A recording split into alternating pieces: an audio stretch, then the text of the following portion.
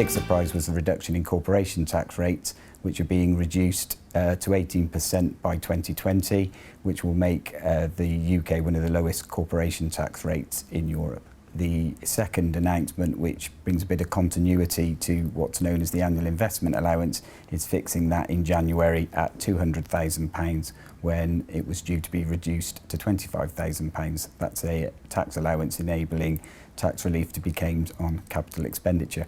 And the final surprise was the change in the dividend tax rates, which will impact owners of small, medium companies who tend to operate a policy of extracting their profit via salary and dividends. The tax rates have been slightly increased, which will lessen the tax efficiency of this route of profit extraction.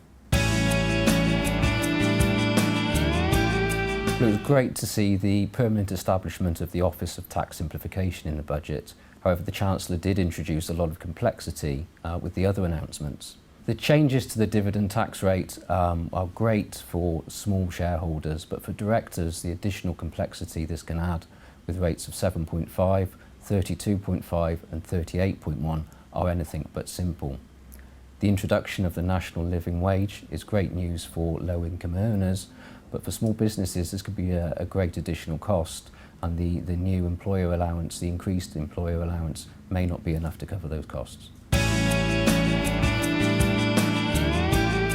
With regards to the increasing costs for those businesses who are going to have to deal with increasing wages to meet the living wage target, those businesses are going to have to look at their cash flow and operational costs to see if they can make any savings. It's also worth them checking if they can improve their tax efficiencies and tax reliefs around capital allowances and things like research and development tax credit.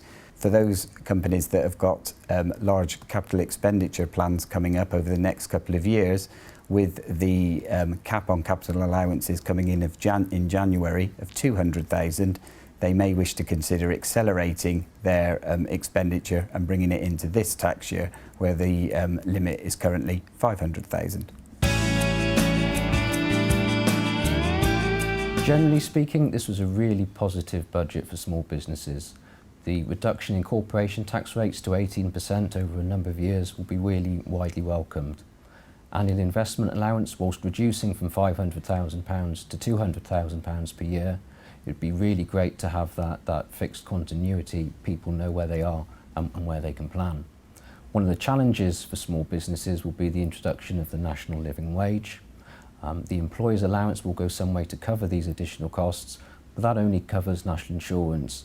The additional costs that go around associated with that will also impact small businesses. Overall, really positive.